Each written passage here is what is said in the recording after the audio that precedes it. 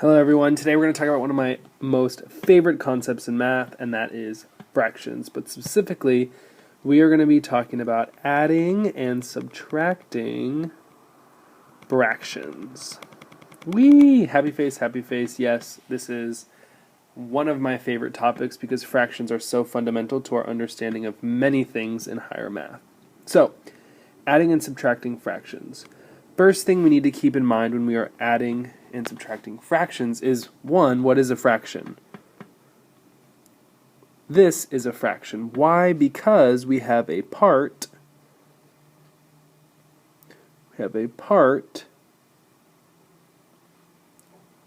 over a whole. Okay, a part over a whole. That represents a fraction of something. If we think about it like this, if we have fourths here, we have 1, 2, 3, 4. If I have a part of my whole filled in, I have 1 out of my 4 filled in. I have 1 part of my total 4 filled in. That's a fraction. But that's review. We should know that. So, looking at adding and subtracting fractions, first thing we need to look for is, do we have the same denominator?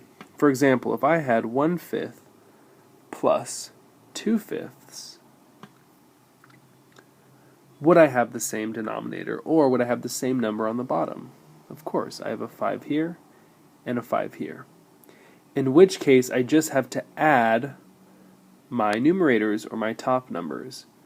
So, simply for this problem, all I would do is I would add 1 to 2. 1 plus 2 is 3, and I would keep the same denominator. Let's look at this with a picture to see if it makes more sense.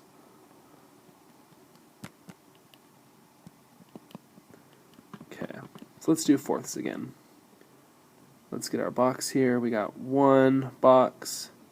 We're going to add that box to another box, the exact same. And then we're going to make that equal to an exact same box. But we're going to split these into fourths. And bear with me, I know these don't look exactly like fourths, but let's just see. So let's color in some things here. So let's say we have 1/4 plus 2/4 equals something fourth. So we have 1/4 here plus 2/4 equals, remember, we keep the same denominator. So if we color this piece in over here,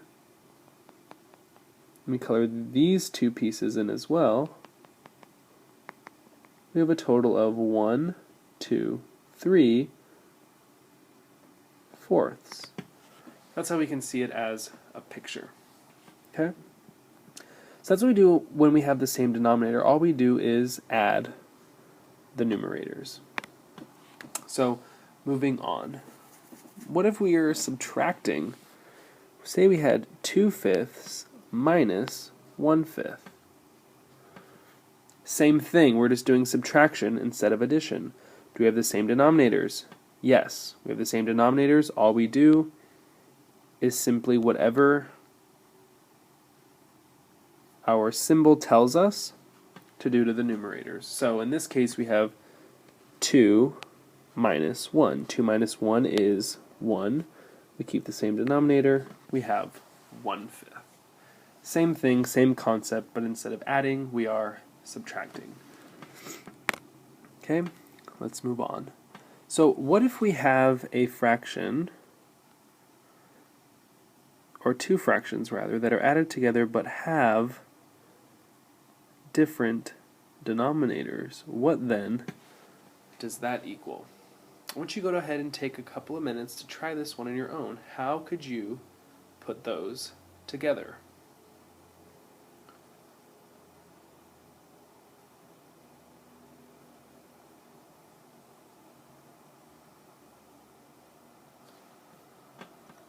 Hopefully you tried something, but let's take a look. So, since we're adding here, all we're going to do is add the numerators and add the denominators. So we get 3 plus 8, right? Absolutely not. Remember, we have to have the same denominator if we are to just add the numerators together, but we never just add the denominators and the numerators. That's a no-no. What we have to use is we have to use what's called the big or the giant 1. We'll be using this a lot in CPM, so let's start now. Let's use the giant 1, which basically is a cool way or a cool strategy of using the multiplicative identity, which says that if we multiply anything by 1, we always get an equivalent term or an equivalent fraction. Because we could put anything inside this 1 as long as it equals 1. 2 over 2 equals 1. 3 over 3 equals 1. We could multiply, and we would still get 1/5 reduced. For example here, 1 times 2 is 2. 5 times 2 is 10. Even though 2/10 doesn't look like 1/5, we know we can undo this by dividing the bottom and the top, because that's still 1. And we would then get, again, 1/5. Those are equivalent fractions. So that's ultimately what we're going to have to do when we are adding fractions that have different denominators. So first thing, we want to rewrite what we have. So we have 1/5, and we're going to multiply that by a giant 1 plus 2/3 times by another giant 1 equals whatever our answer is, which will be in the form of a fraction. So when we're looking at our giant 1 here, we have to say, okay, what can we multiply 5 by and by 3 by so that we get a common denominator at the end? You can either find a factor that works between these two, but if that doesn't work for you, then what I would do is I typically just multiply this denominator by this denominator, in which case we would have 15 as our numerator. But let me back up here because I wrote something in wrong. So a trick you could use is you could just multiply the denominators together. 5 times 3, and that would be what you could have as your denominator.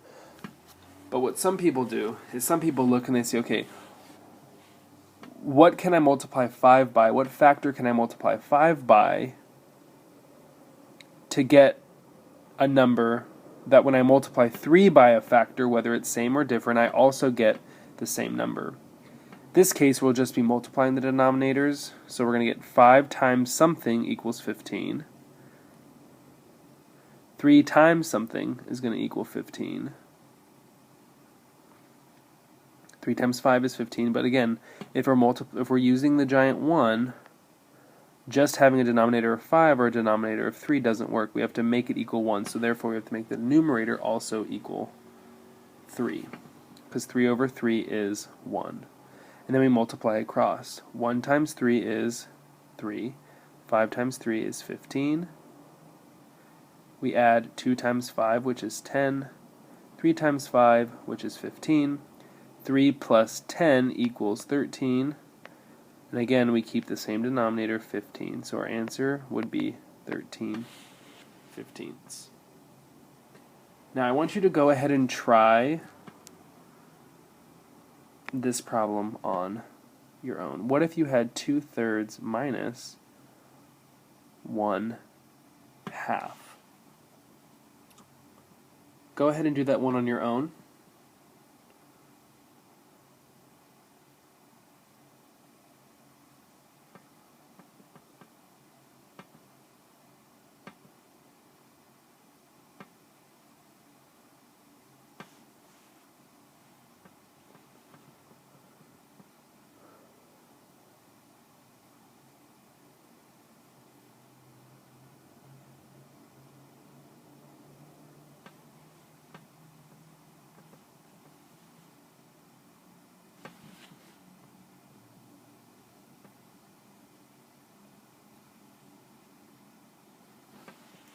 Okay. So here we have different denominators, so we have to rewrite our problem to try to get the same denominator. 2/3, we have to times by our giant 1. That does not look like a 1, so we're going to redo it. Times by our giant 1. Keep our same sign.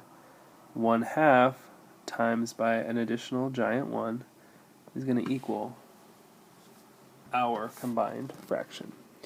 So 3 times what is going to equal the same thing as 2 times something, but ultimately we get the same denominator. So again, we can just multiply our denominators together to find what our value of our 1 is going to be. In this case, I'm going to multiply my 3 by a 2 and my 2 by a 2, and then my 2 here, I'm going to multiply that by a 3.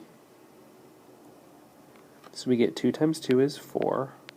3 times 2 is 6, minus 1 times 3 is 3, 2 times 3 is 6. Now this is the problem we have, and we simply keep our denominator the same, write it right here, and then we subtract 4 minus 3, which is 1. 1/6 is our answer. So if this makes sense, I'd like you to like it. If it didn't, please comment in the box. And like always, my trademark, my math swag.